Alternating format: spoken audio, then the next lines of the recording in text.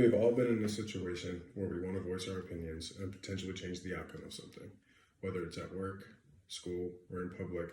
We as humans love to show how we really feel. It feels great to have a voice, and we cannot get enough of it. Today I will be talking to you all about registering to vote and doing it. We have been voting for a very long time, dating all the way back to the 1700s. Although this was a very limited time in voting, it has still helped shape the country that we live in today. One of the most famous scenes of voting was at the Constitutional Convention held in 1787 in Philadelphia, Pennsylvania, where the Founding Fathers drafted the Constitution. Everybody in the United States know that the Constitution is the heart of our country. It holds our history, our laws, and so much more. Some agreed, some didn't, but look how it turned out. Many people do not vote. Sometimes it's because of beliefs or they simply just don't want to.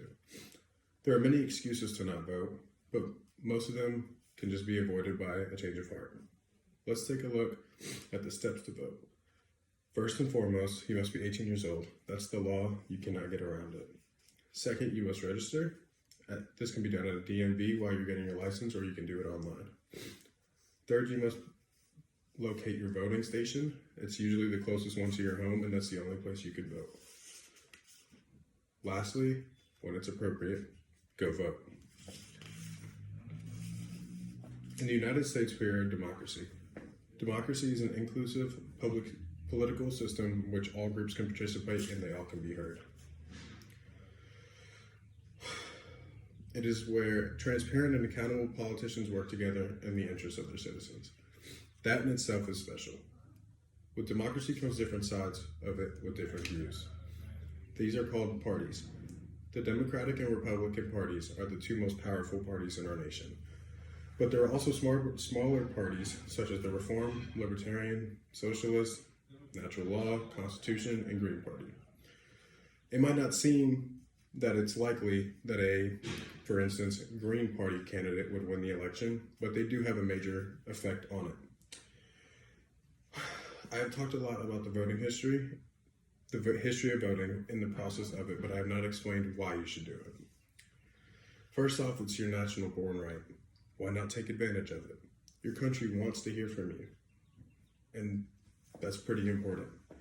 Some countries in the world do not give their people the privilege, and it should not be taken for granted. Although the president and the vice president aren't voted in the office by the popular vote, they are chosen by the Electoral College.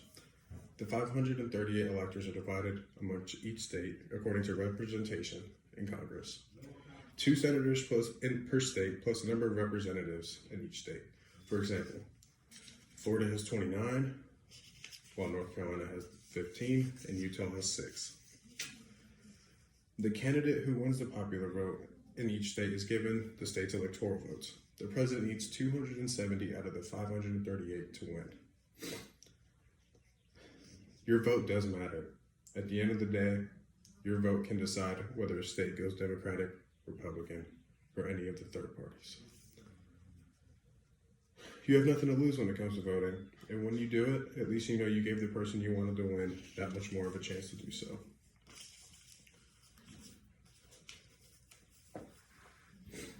We all want to be heard. We never like to get put down and have our ideas shut down. You can be at home, you can be at school, you can be at work. If you have not taken anything from this speech, please take this. Your vote matters more than you think. Put yourself in the opportunity to be heard and be the person who you want to be in society. Think about it. If you vote amongst the people that do not want to vote, you might change their mind and you might sway their opinion about it. Today I have talked to you all about voting and why you should do it.